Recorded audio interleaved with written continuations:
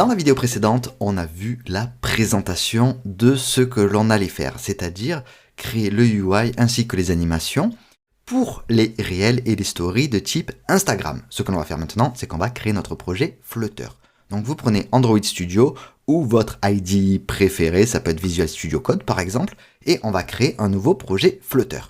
On va appeler ça réel et story. Vous le mettez où vous voulez, moi il sera dans mes documents, puis un dossier Flutter, puis un dossier réel et story. La description, on n'en a pas besoin, ce sera un type d'application. Android Language, on ne va pas s'en servir, mais moi je vais choisir Kotlin. iOS Language, on ne va pas s'en servir non plus, mais je vais choisir Swift. Et les plateformes, on va vouloir que ce soit uniquement Android et iOS. Donc je vais décocher Linux, macOS, Web et Windows pour avoir uniquement iOS et Android. D'accord ? On peut ensuite créer notre projet. Notre projet a bien été créé. Ce que je vais vouloir qu'on fasse dans un premier temps, c'est qu'on lance tout d'abord une petite device. Comme ça, on l'aura de côté et on pourra voir ce que l'on est en train de faire.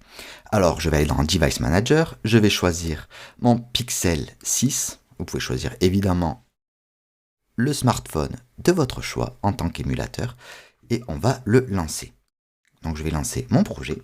Super, donc notre projet est lancé, il est juste ici, c'est le Flutter Demo Homepage que l'on a habituellement. Et ce que je vais vouloir qu'on fasse ici dans un premier temps, c'est qu'on commence à ajouter les plugins dont on va avoir besoin. Donc on va pas avoir besoin de beaucoup de plugins, mais on va avoir besoin d'un plugin pour jouer des vidéos, ce qui est normal. On va avoir besoin donc du package Video Player parce qu'on va vouloir que notre application joue des stories et des réels, et on va vouloir aussi, étant donné que les stories peuvent être aussi des images ou des gifs, que l'on puisse avoir un cached network image pour que nos images soient gardées en cache.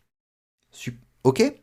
D'accord, donc on va aller dans notre terminal, donc je choisis terminal ici, et je vais faire un flutter pub add, et je vais ajouter vidéo underscore player. Comme ça, en fait, notre vidéo player va être ajouté. Une fois que notre package a été ajouté, on va rajouter un deuxième qui va être flutter pub add et qui sera le cached underscore network underscore image.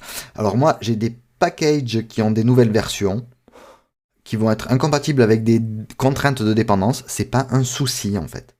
Si vous avez la même chose, vous inquiétez pas, l'application fonctionne parfaitement, même si vous avez ce petit message qui apparaît. Donc on rajoute cached underscore network underscore image, et voilà, on a ceci, c'est bon. Maintenant, je peux faire un flutter pubget, et on est bon.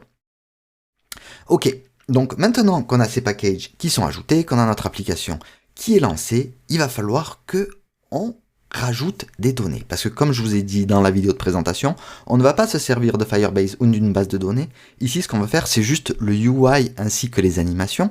Donc, on va rajouter, nous, des images, des vidéos, des gifs, et on va les télécharger depuis Internet. On ne va pas les mettre directement sur notre machine. On va sélectionner des URL à chaque fois. Donc, pour ceci, ce que je vais devoir faire, c'est créer des modèles. Et on va créer les modèles dans la prochaine vidéo.